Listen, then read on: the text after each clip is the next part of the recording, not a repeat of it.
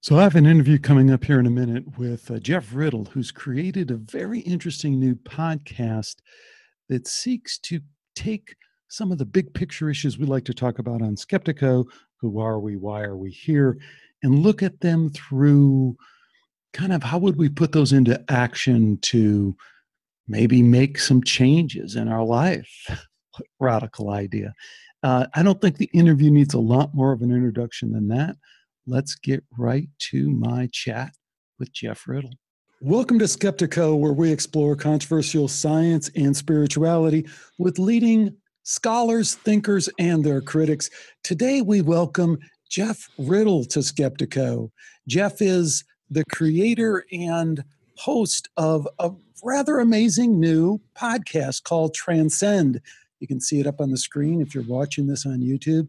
A transformational podcast experience. So, Jeff, welcome to Skeptico. Thanks so much for joining me. Thanks, Alex. Glad to be here.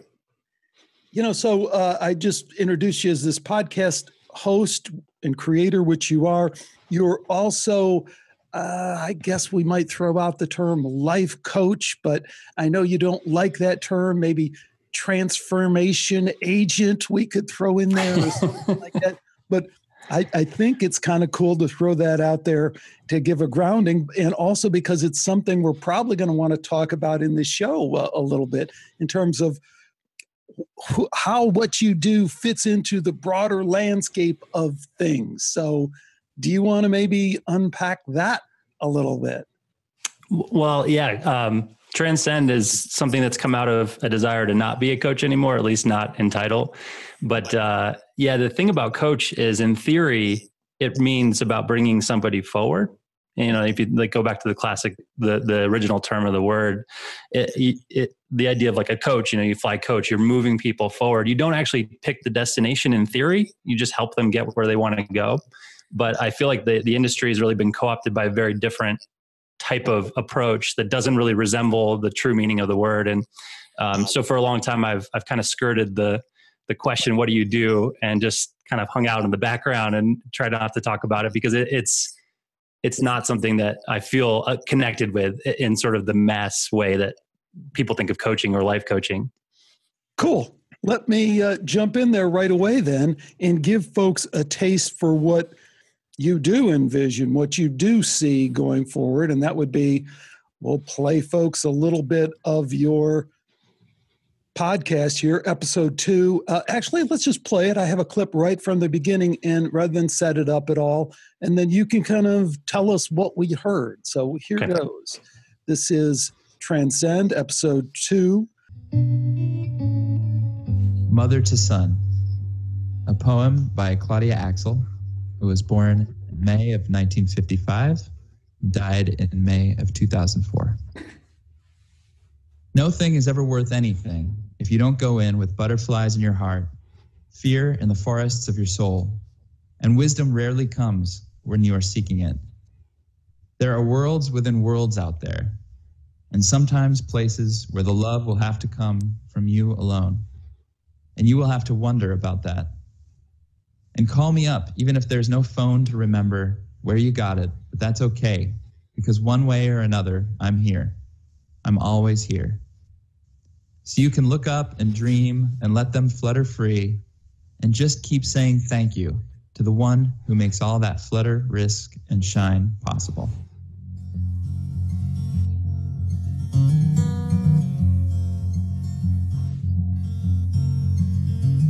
Claudia Axel had lived her life as a teacher and a mom, but in her heart, she was an artist, and her passion was her writing. She was also an eternal optimist and looked to the future with hope that things would be better.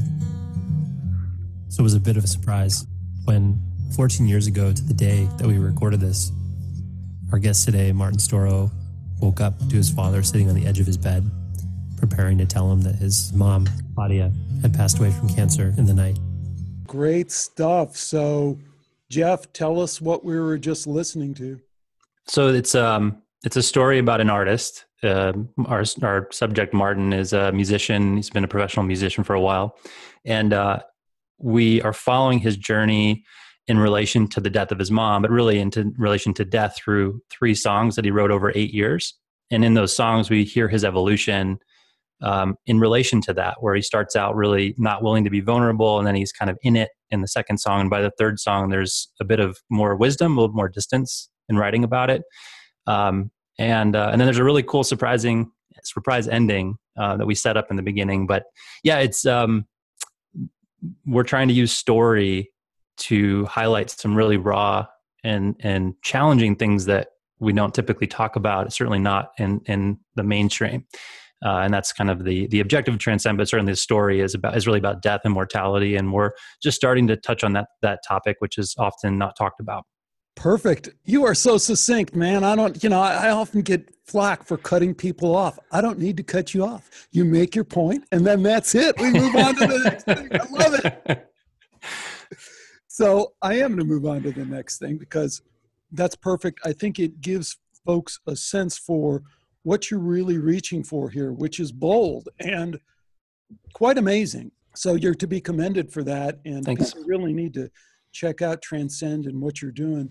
So from this point, what I'd like to do is kind of launch into exploring what you're bringing, all that you're bringing, and how it fits in with kind of where I'm coming from and Skeptico, and see where the crossover is, and just have this ongoing conversation that I love to have with people. And I'm really looking forward to having with you. So one of the ways I like to start is kind of with some basic definitions. And we maybe handled the first one on this, but let's handle it again. And that is beyond life coach, which you addressed. What about coach? What does it mean to coach? And you said partially what it means. You gave a great definition, but I want to come at it from a different way and maybe restore, if we can, maybe the positives about a coach and how we all encounter coaching in our life and benefit from coaching in our life. And sometimes it's good, sometimes it's bad. And in particular, you and I, both, sports was a big part of our life growing up. Coach had a whole different set of meanings. So just dive into that for a minute, the term coach. Yeah, I mean, we both come from an athletic background, which is, I think, what I liked about your work was that there was that lens to it, or that flavor. But I mean, I've been around some great coaches. I've been around some terrible coaches, and I think it's a term that you earn. It's not something that is handed to you. You might play the role, but the best coaches I've ever been around, primarily in an athletic perspective, is their attention is on an outcome that you set. So they're really focused on how to help you or your team move towards some destination that you collectively agree on or you individually agree on. Like my college baseball coach, my goal was to play professional baseball, and I got injured. But for him, he wanted me to help the team, but he also cared about my well-being and my goals and was focused on helping me get there. And I had a lot of support to get there. And I think that's a huge distinction in the nature of a coach is you're starting from a place and focusing on where you're trying to get to. There's a destination that you decide, and their job is to facilitate that movement, that direction. I really like that. And I don't even have anything to add to that. I like that so much. So let's move on to the next one. The title of your show. Yeah, what does that mean, right? What does that mean? And also let's play around with the idea of transformation, because a lot of times when we say transcend, it's tied to this word called transformation. And that brings up the kind of hidden question of from what to what kind of thing. So tell us what you're thinking with transcend. I don't know. It's such an open-ended word. And I think that's part of the joy of this project is that transitioning more in this direction for me professionally and getting to spend more time in this, it's allowing me to go deeper into this question. Like, what is that? What is it that we're transcending? Where are we going? And it seems to me, you and I have talked about this before, that we're always in the middle. Like we think about people 400 years ago. We talk a lot of Skeptico about the sort of denouncing the ridiculous, dopey materialism that formulated 300-400 years ago. But we think about the people before that and how ridiculous and silly they were. And yet we think we have it figured out now, and we have to have the humility to know that in 400 years, people in the future are going to look at us and just think how silly and stupid we were for the things we did and believed. There's a humility in that we are moving towards something, and yet we don't know where. And so there's this idea that we're always in the middle. So we're always in motion, but we don't really know where we're going to get to, and we're going to die without ever having gotten there, at least as far as we know here in the physical sense. So the word transcend, when we picked that word, it came with this question. And I think that's the thing that's a joy for me, because I love digging into these questions, and that's where I'm left with transcend. Now, my goal for people is transformation, to help them change and grow in whatever form that means for them. But really, transcend that's my question. That's like that's very personal to me. Whereas transformation is sort of the professional goal of the project, to help people have a transformative experience. You know, I absolutely love this idea of we're always in the middle. And the first time I heard that from you, we were walking on the beach in Del Mar, and I was like, man, I got to write that down and use that. I think I might paste it into this video presentation, because it's so powerful on a lot of different levels. And in the way that you talked about it, just in terms of pragmatically through history, but obviously you're also tapping into the deeper personal, spiritual understanding of, hey man, we're never gonna get there. We never really are away from where we came. We're always in the middle, you know? Right. So I think that's really cool. So I'll tell you what, those are two great definitions that we kind of wrapped up here. Let me move into the kind of skeptical process that I've been hung up on lately. I think there's a lot of tie-ins to your work, but I like always reflecting it back to this three-step process, or applying it to this three-step process, because it helps me see where different guests are in relation to the stuff that I'm interested in working in. So for me, step one of that process is to follow the data. You know, I always say, follow the data wherever it leads, kind of thing. But you know, really in preparing for this episode and listening to what you've put together, I actually had a slightly different take on this, and I love where it took me, because what I realized, and this may seem really obvious, but we all have our own data. So following the data is both, you know, the real part of following the data that's out there, but we have our own data, and not in a kind of fake, you know, oh, every snowflake is unique kind of way, but in a way that I have some real stuff that I've figured out in my life experience that I bring to the table as my data. And I can share that with you, and you probably don't know it, and let me tell it to you, kind of thing. So I thought we might talk a minute, or you might talk a minute, about what's your data. You mentioned the baseball thing. That's part of your data. You know some stuff from that. But what else is or tell us about that data, and tell us what other data you have. Yeah, well, there's a paradox here in that the professional stance and the work that I do, and even in trying to produce these Transcend episodes, is to remove myself as much as I can from it. It's one of my beefs with the industry, is that people come in and say, look what I've done. Look at me. I'm great. I have a private jet, or, you know, a fancy car. They get on Facebook and take pictures of themselves in that way. And then they use that to shame people into feeling like they don't have what they have. And that's what gets them to buy.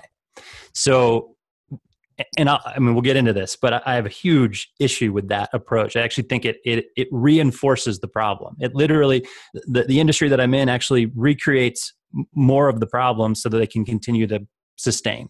And so there's a dilemma there in the data, in the sense that my life experience and what I've learned actually is irrelevant in the work. But as far as someone feeling comfortable or safe, or feeling like, hey, this guy has something to say, yeah, certainly there's a background and there's some history there. So obviously baseball, in a pursuit of professional baseball, through college, and then I end up getting injured. And I actually share that in the first episode, as you heard in my story. And that was a huge part of it. I was a catcher it's a really heady position. You're controlling the pitcher, you're dealing with the umpire. And then I was also asked to be a hitter for the team. And, you're constantly failing. That is your experience in baseball, is you fail 3 out of 4 times and you're considered great. And having to learn to deal with failure and also be a student and, pursuing this dream and all these other things, it kind of grew me up quickly.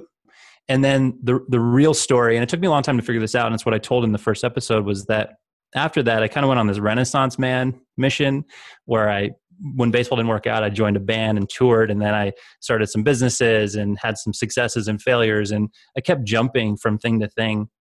And for a long time, I thought I was just a Renaissance man and who was, liberated and who was like, I'm not following convention. And what I really had realized, it took me a while, was that I was just running from a lot of pain that was in my past. So I lost my mom when I was 19, and it had been a long journey ever since I was a kid. She basically had cancer. And so I was a witness to that. And I just got into this loop of trying to stay in, it's this complex thing, but I was trying to stay in suffering or struggle to kind of stay connected to her.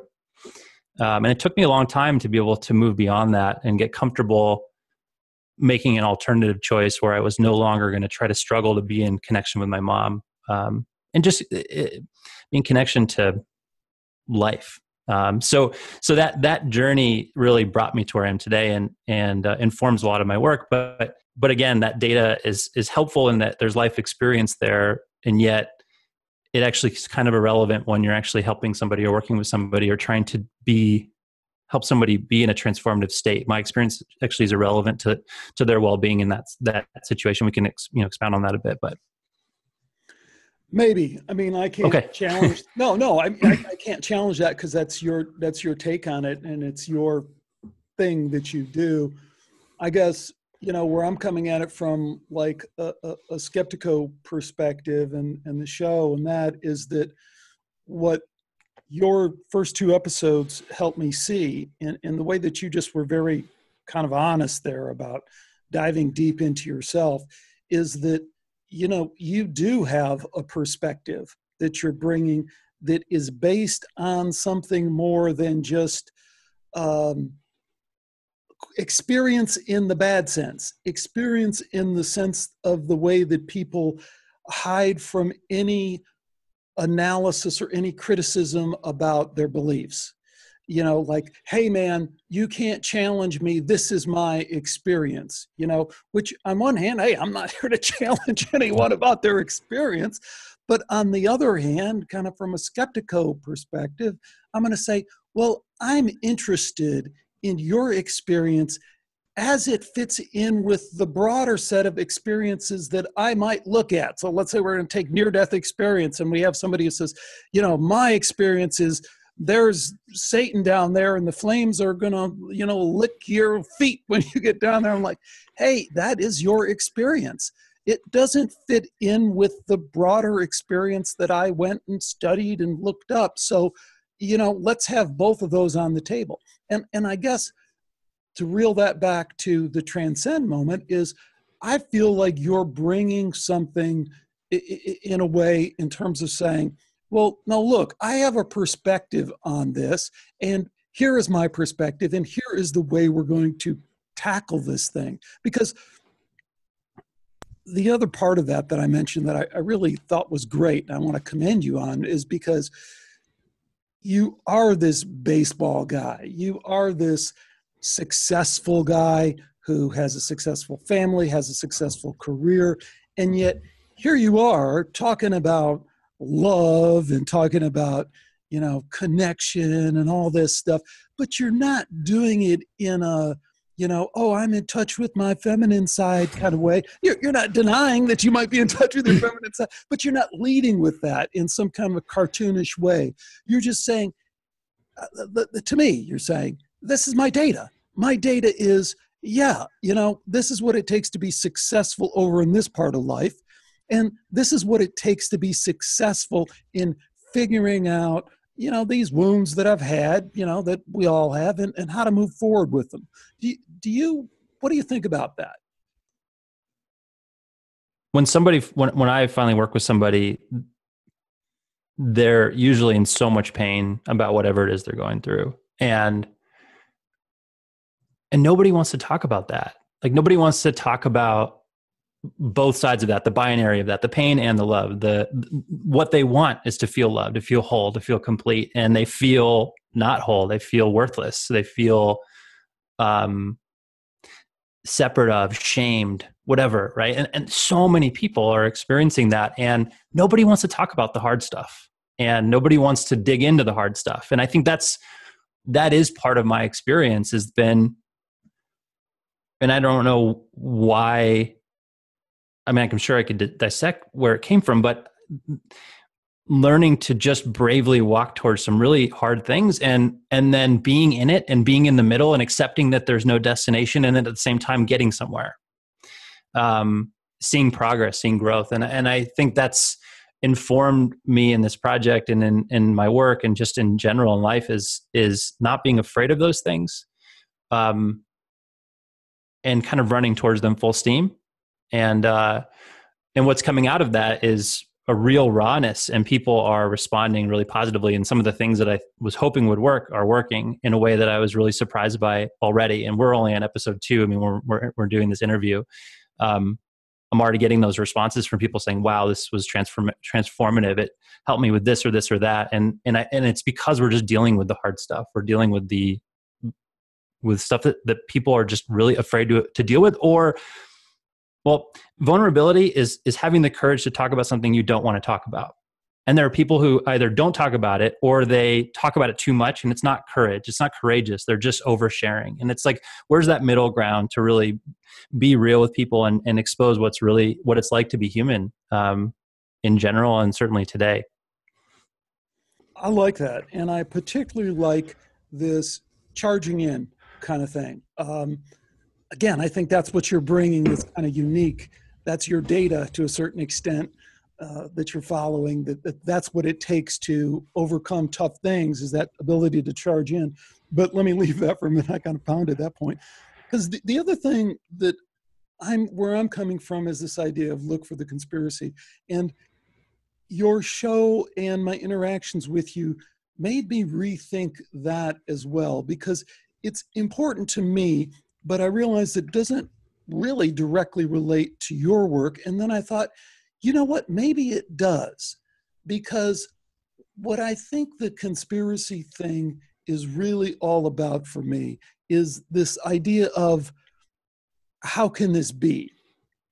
And that is being willing to be uncomfortable with the craziness that we might encounter. Now, for me, why science is wrong, it was the craziness of we are biological robots in a meaningless universe. And the craziness that is that no one really believes that. No one lives their life like that. Even people who claim that they do, they don't, right?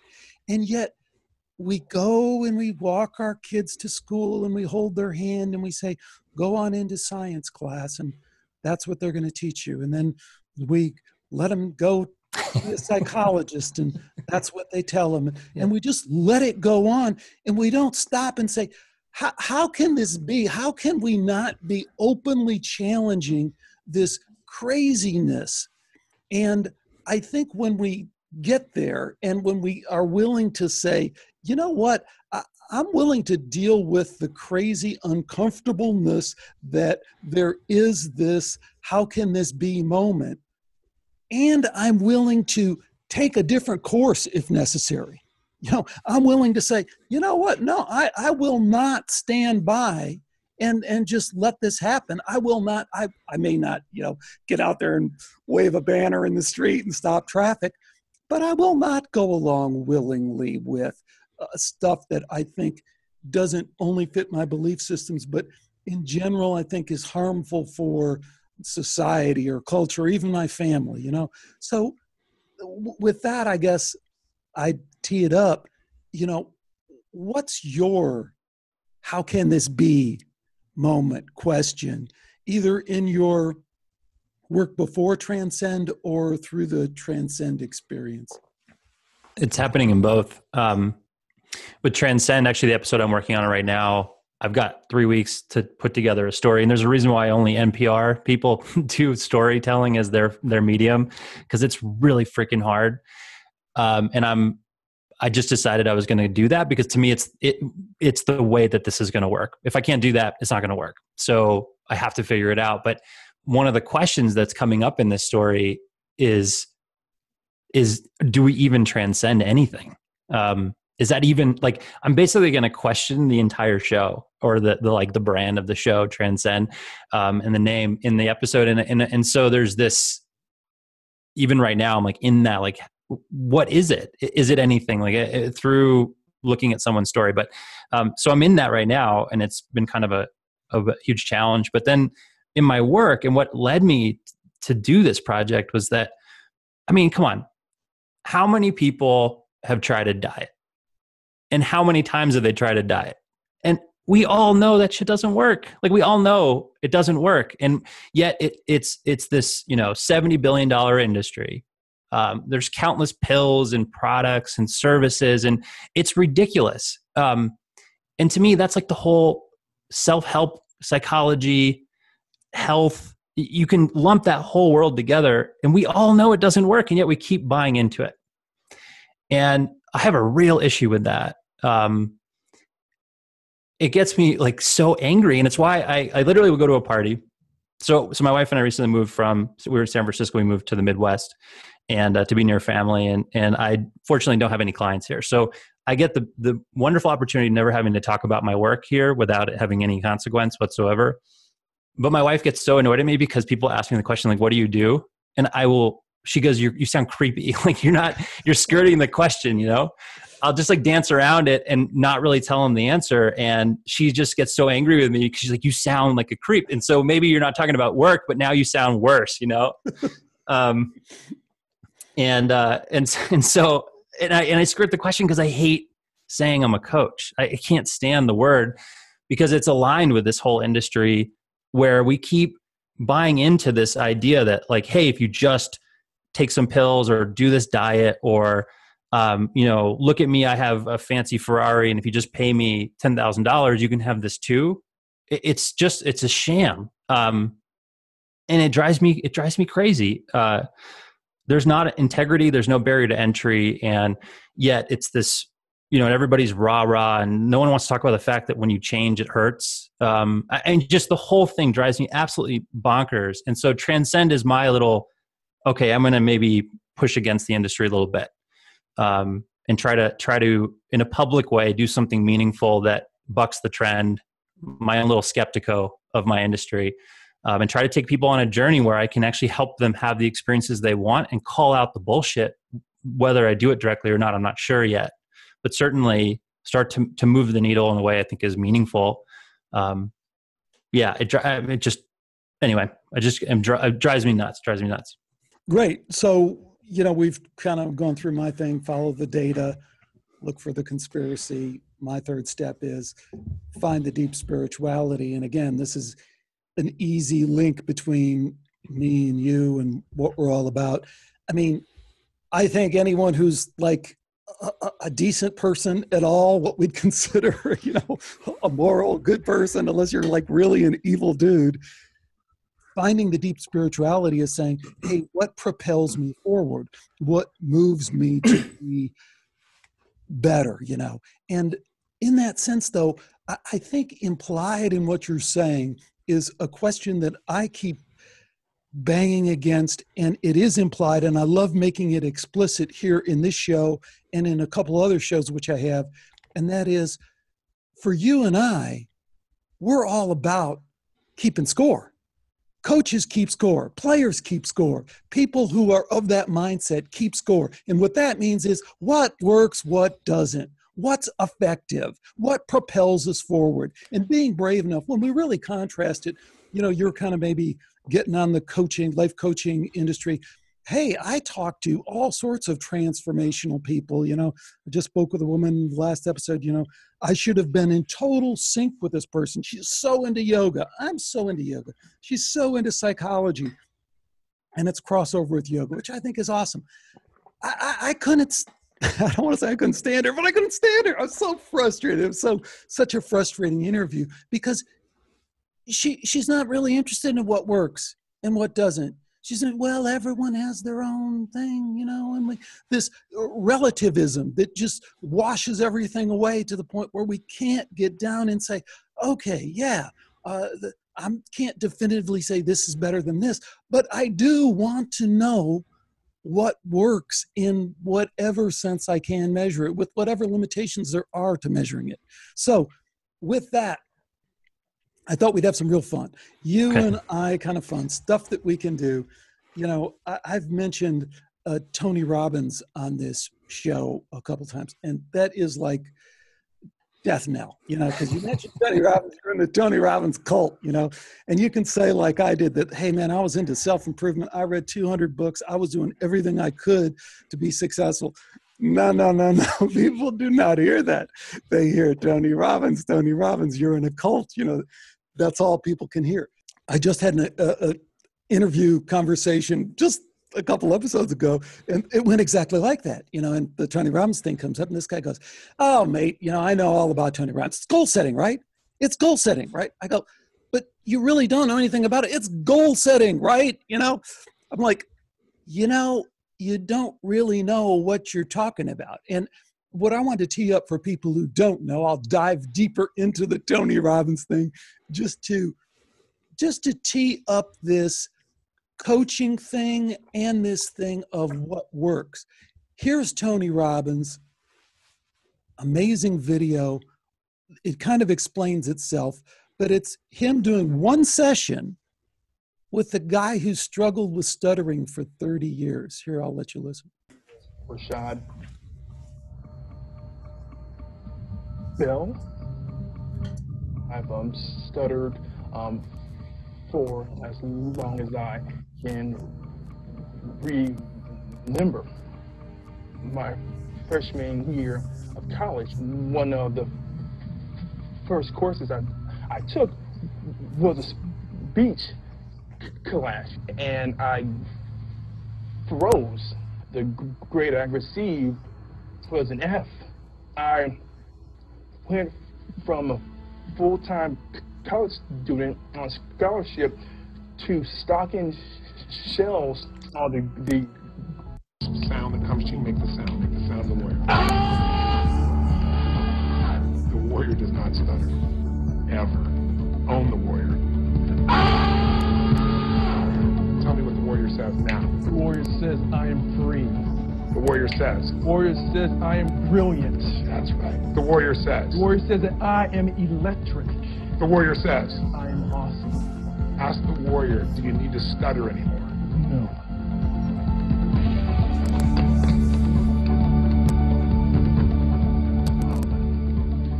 That was awesome. You're awesome. Thank you. Wow. So, what's next, Coach?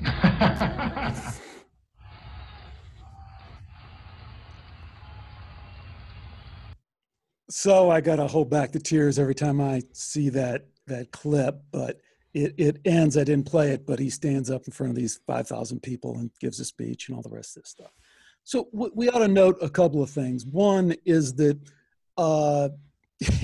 people who are skeptical, I don't know what they'll say, but this guy tried everything, right? He went to all sorts of psychologists to see what his deep underlying pain was. He went to speech therapists for years and years. The guy is a successful guy. The guy chose a career in sales, which, I mean, how bold is this human being to say, despite this obstacle I have, that's what I'm going to choose, but that's what he chose.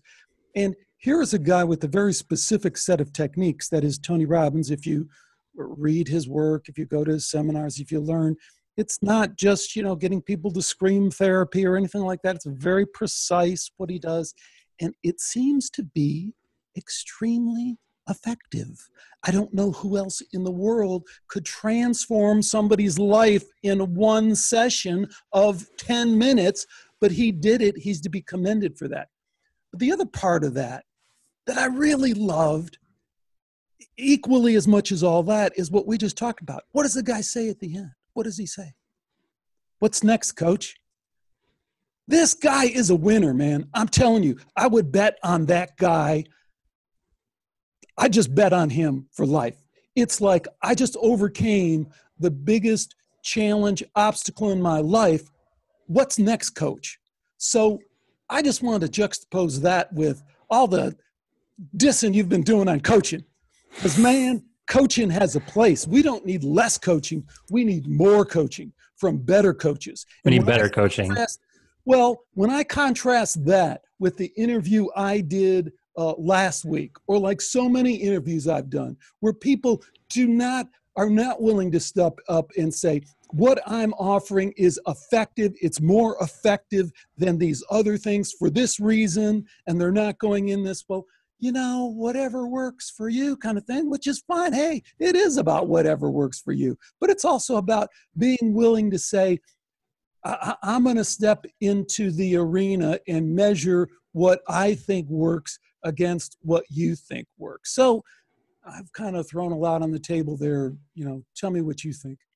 Well, so Tony Robbins and I actually have a similar background. He's using what's called neurolinguistic programming in that video. And the belief by those of us that come from that lineage is actually that you can help somebody in 10 minutes or an hour, that is possible.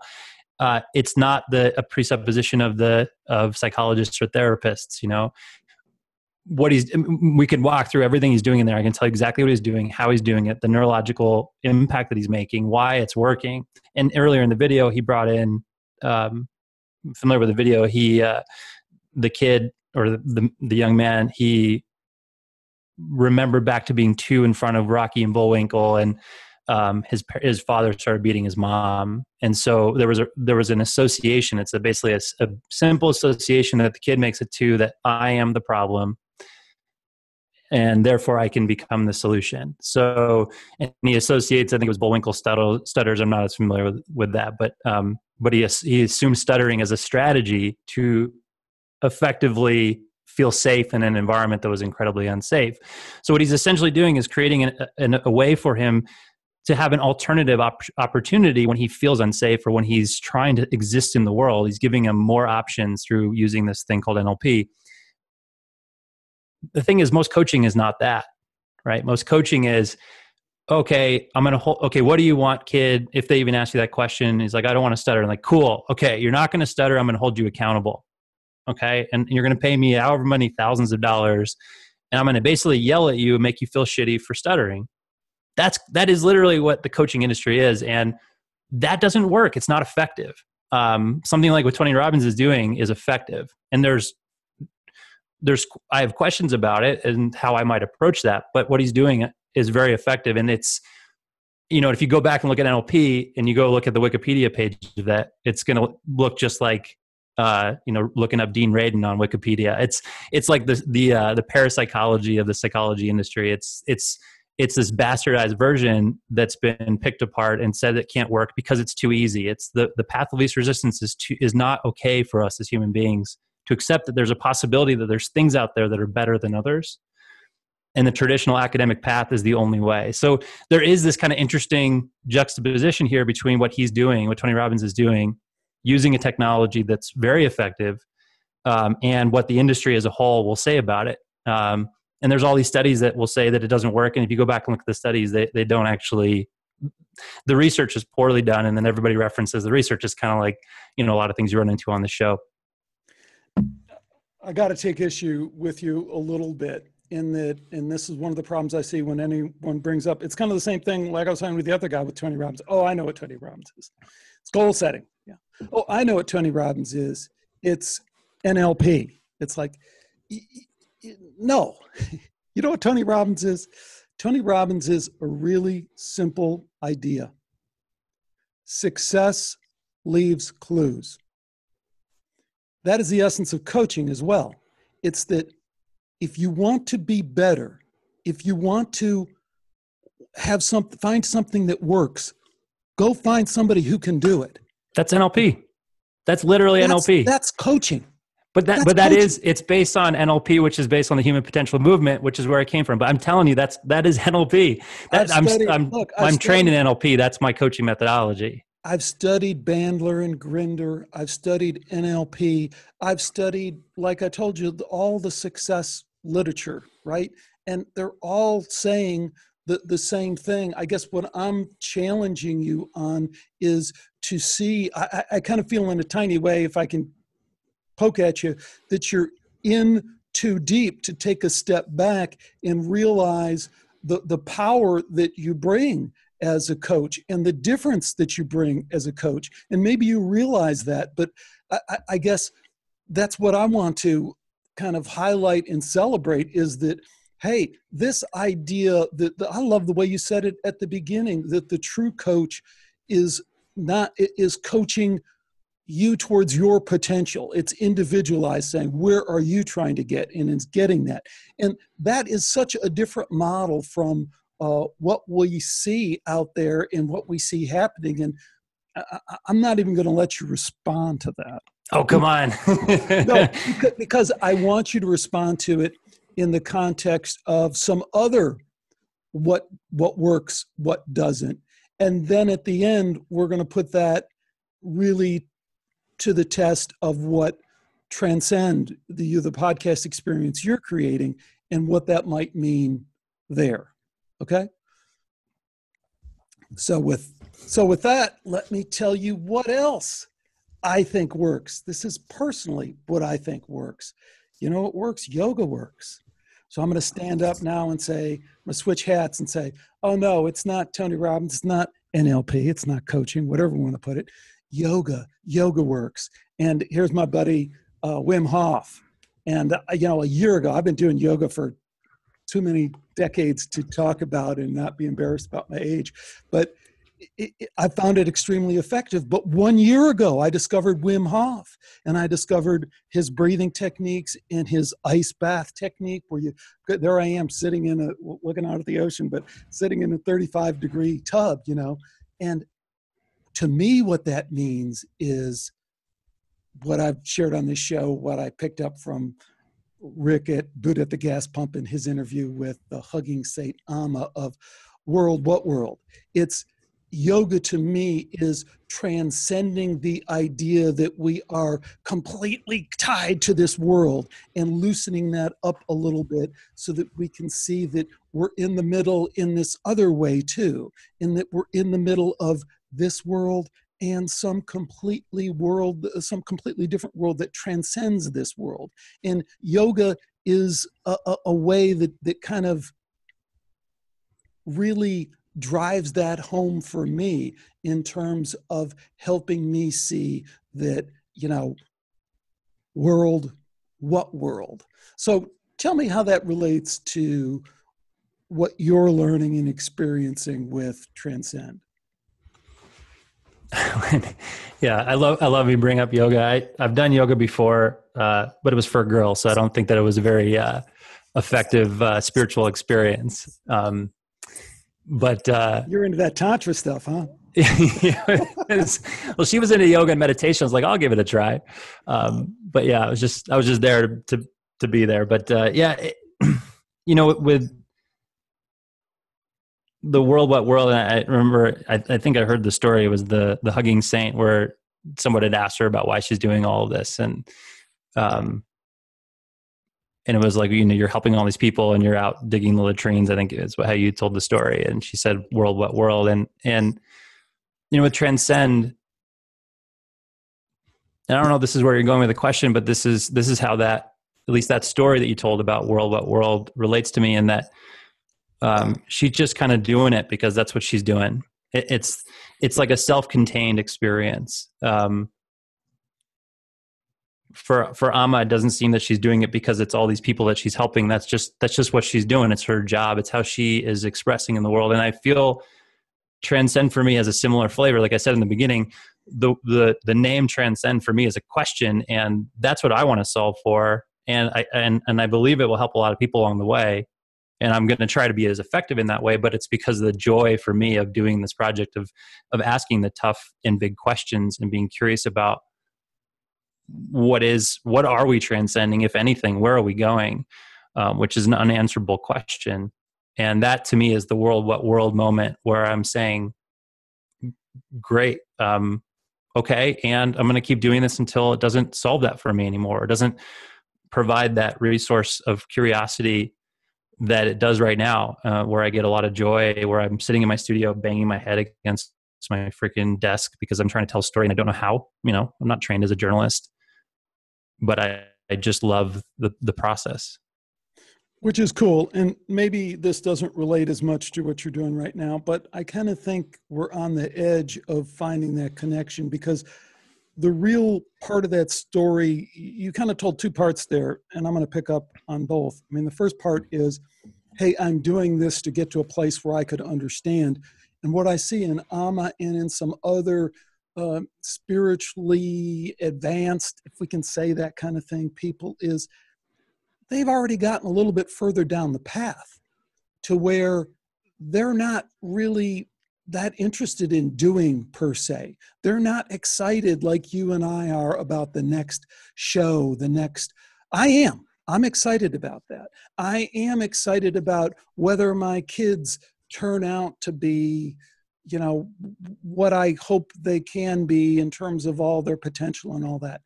But what about people who have transcended that, have gotten to the other side? Like a lot of mystics and spiritual people tell us that there is this kind of non-dual nature to it. There is this kind of nothing there kind of thing.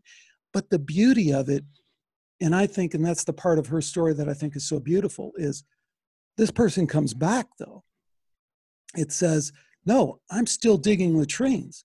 You would look at me and you wouldn't see any transcendence. You would say, gee, she's a strong-backed woman, Indian woman who can dig them latrines and hug them people, And what world? It's no difference. It's sitting in that ice bath. It's cold. It's not cold. It doesn't make any difference. Don't get too attached to what you think is happening here. And does that maybe lie ahead in your path? Maybe is that part of episode 3? It very well might be. I feel like there are moments where I think they're like flow state moments where I'm working on it and I get kind of in that just oneness of it, where I'm just one with the project. It's very much an artistic expression. And then there are a lot of really uncomfortable moments of either telling a story that's uncomfortable or just not knowing what I'm doing.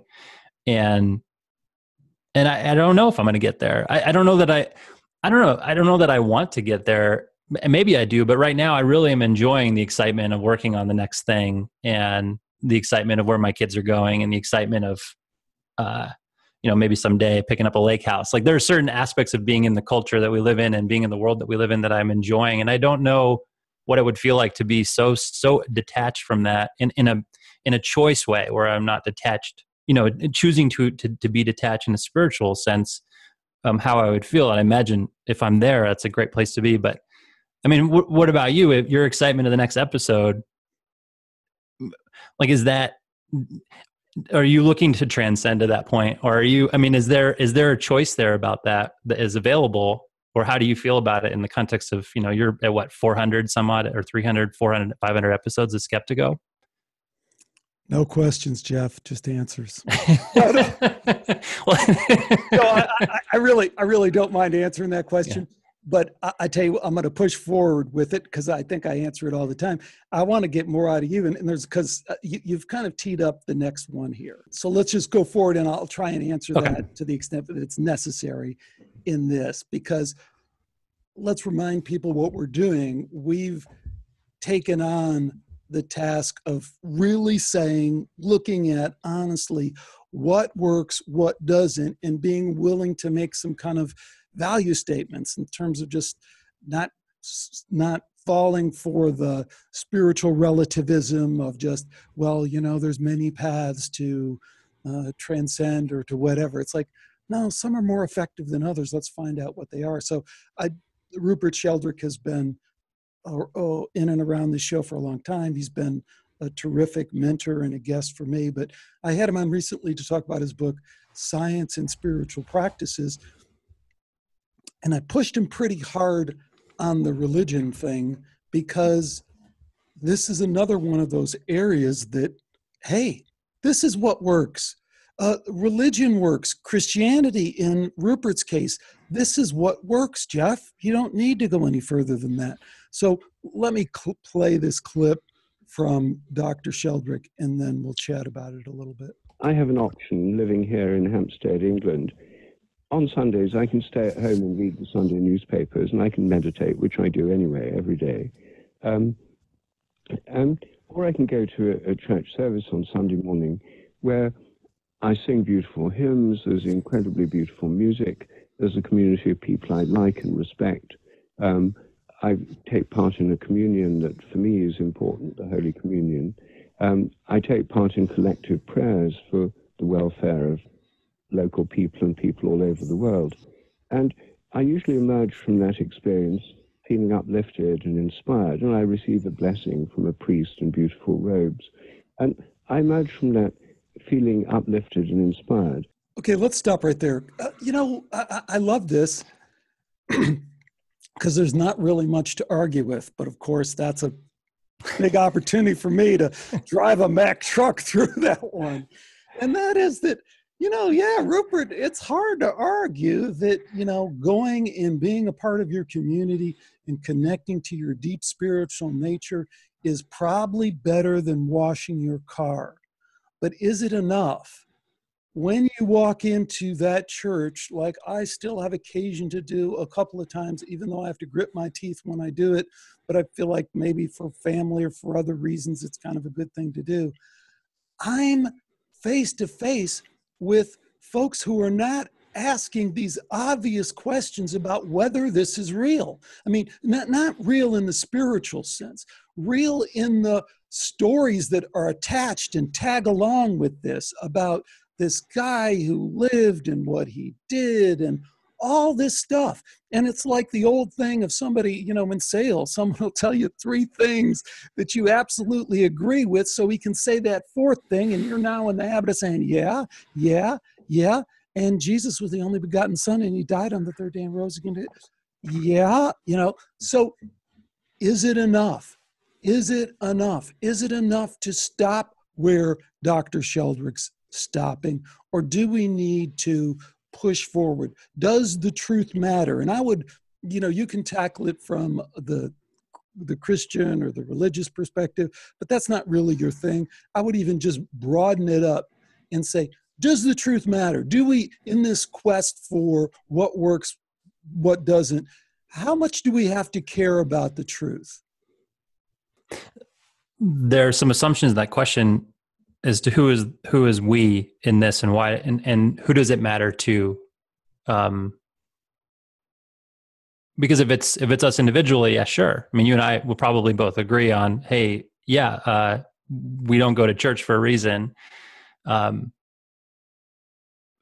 In a broader sense, it gets a bit complex when we start asking that question, because to me, and correct me if I'm wrong, the intention of the question is about progress or about growth. If we're buying into historical Jesus and it's not true, then we need to reevaluate things so that we can take steps forward in a more positive direction, perhaps. Well, let me jump in there with this. Yeah, because we do need to move it beyond Christianity, because that's a sinkhole and people get stuck in it and they just can't hear.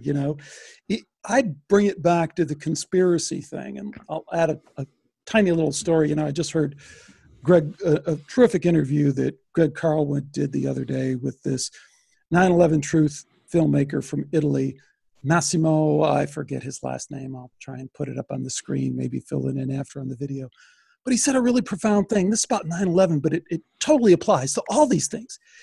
He goes, really at this point, it's a psychological issue. It really isn't an evidence issue or a data issue. And anyone who's looked into 9/11, there's just a fundamental truth to that.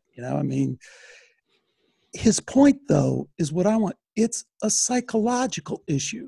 So that's what I'd say about, the historical Jesus kind of thing. That's what I'd say about people who get attached to therapy. If we're going to say, we're going to talk NLP, people are really into that, and that's really the only way. These beliefs that we hold on to become so important to us, and we're so unwilling to give them up, that is really the psychological hook that holds us back, is we're not willing to say, is this true as the best way that I can figure it out? Am I willing to live with the uncomfortableness of, okay, that isn't true in the way that I thought it was. Psychotherapy doesn't work in the way that I thought it does. Freud was a complete charlatan, and if he was alive today, he would just be completely, it would just be ridiculous. No one would, he'd just be a laughing stock, right? So I don't have to pretend like, that's real in that sense, but I can pick out parts of it that are tested in a way that, and you see where I'm going with all this. So that's what I mean when I say more broadly, does the truth matter? Are we compelled to constantly be looking for that evidence-based truth beyond our personal truth? Because contrasting that with the, this is my experience thing, saying, well, here's what the data tells us. You get a sense of what I'm saying. Yeah. And I think that's the important thing to focus on is it's not really about the truth. It's about how do we move people to think in a way that enables them to move towards the truth. And I think there's a distinction there in, are we focused on the end game? Or are we focused on the journey of how do we get them there? And it's really funny because the first time I listened to Skeptico, it was a Joe Atwell episode. And I was like, I can't listen to this. I mean, I'm not Christian, but I was like, what is this guy talking about? And it was, and I turned it off. And it took me a while to come back to it. And when I did, I started at episode 1 and I got to go on the Skeptico journey.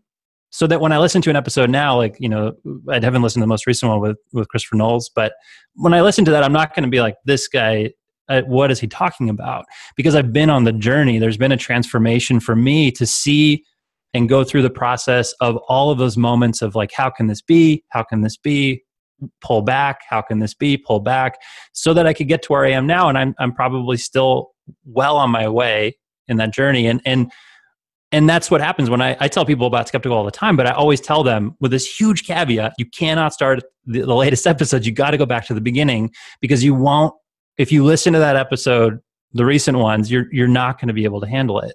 You're just not there. You need to go on that journey so that you can open yourself up to that possibility of what it means to be skeptical, what it means to change your perspective, what it means to feel the discomfort and survive it and go through the discomfort of having those nights where you can't sleep because you're going, what is reality? What does it mean to be a member of this country? What does that even mean anymore? And these questions that come up through that process, each step gets you a little bit closer to the possibility of being in that state of being okay in the middle, being okay in the journey without a destination, without knowing what the answer is and moving towards it. And I think, to me at least, the more important thing is not the truth, even though I think you and I personally both enjoy the truth. That to me is a fun journey, but in terms of the larger question, it's not about the truth. It's about how do we move people towards that? How do we help them feel comfortable identifying or thinking in a way that enables them to find it?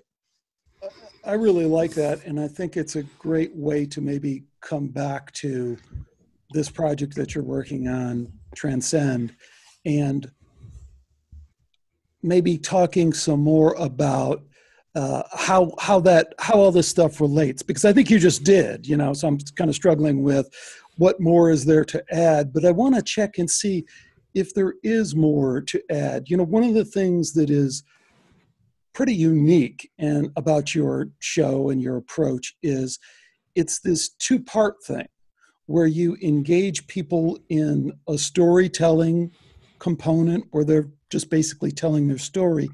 And then a second part where and I love this, you're engaging, right? You're doing what I guess I wanted to hear, and what I was advocating before is you're engaging them and poking them, and not in a confrontational way, but just in a way of saying, hey, how does this really relate? You're engaging them in the process that they went through. You're not leaving it at story, because I think we do that too much. We so want to say your experience. And part of that is a very appropriate response to this biological robot meaningless universe thing that says you have no experience. Oh, that's not even really, really when we get down to it, you don't really have an experience. So we need to celebrate the fact that we do have experience. But then I like where you're at, which is coming around it at the end and saying, okay, let's dive in and let's put a whole process, which you do in the weeks beyond the story, in terms of deconstructing that story and what the lessons are and how we move forward from it. So can you talk to all of that and what you're trying to do and how you see that going?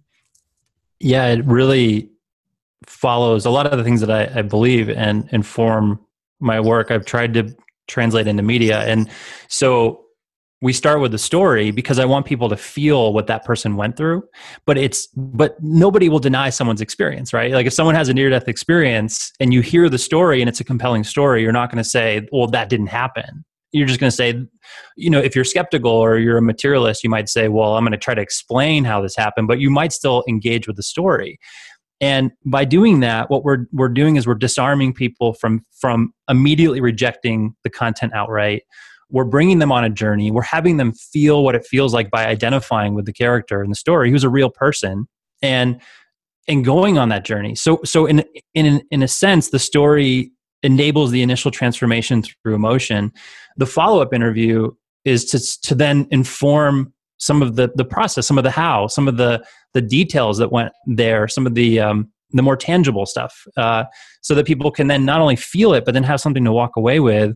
And then, of course, every week thereafter, we send follow-up content, and we're always deconstructing over the course of the month because we want to keep that process going, keep expanding those avenues and opening people up. So we're really, it is very thought out.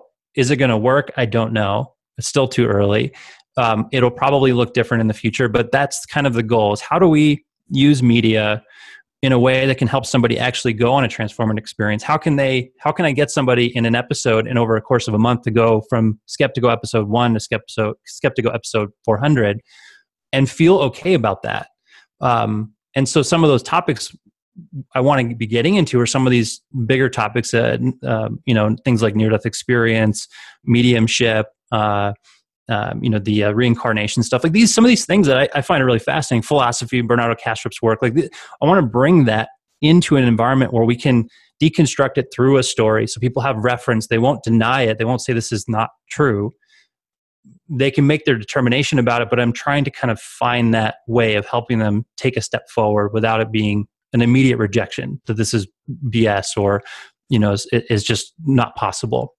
That's awesome. It really is. And it shines through just brilliantly in the first 2 episodes, which are terrific. And I really encourage people to check out Transcend Experience. It's pretty easy to find. You'll find it in the show notes.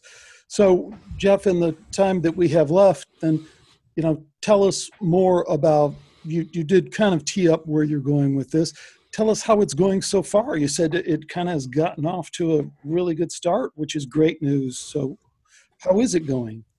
It's a process. I mean, I'm treating this like a startup company in the sense of how I'm approaching it. So it's a lot of learning, a lot of failing as quickly as I can. And that means that there's some tough days working on it. But every day at the end, I walk away grateful that I get to do this. And it's something I'm really proud of and excited about.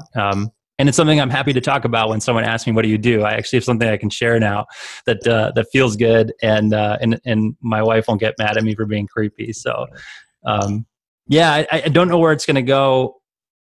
What is it going to look like in 10 years? I don't know, but I have a 10-year time horizon. I'm not going to let up on this project. I think it's worthwhile. And I think there's some really exciting opportunities to explore people's experience, but do it in a way that takes that next step. And so I'll keep chugging along and being right there and having my own transformation through the process and continue to, be curious about that question of what does it mean to transcend, and we'll see where it goes. Awesome, Jeff. Thanks for being here on Skeptico. Thanks, Alex. Thanks again to Jeff Riddle for joining me today on Skeptico. One question I guess I'd have to tee up from this interview is, what do you think about Jeff's idea that we're always in the middle? We're always in the middle. I think it's a powerful way to look at these issues surrounding personal change, personal growth, transcendence, spiritual growth, and all those things. But what do you think? What is the personal meaning for you of always being in the middle? Or maybe you think it doesn't fit. So do let me know. Tell me, drop me a comment here, send me an email, jump onto the Skeptical Forum, which I always love to see people interact on the Skeptical Forum and interact with me on the Skeptical Forum. So if that suits you, please do it. Lots of interesting shows coming up. Super excited about bringing them all to you. Until next time, take care and bye for now. Please check out the Skeptico website. You can see it here. We cover a lot of different stuff you might be interested in relating to controversial science and spirituality. A lot of shows up there, over 350 of them or so, all free, all available for download. So do check it out.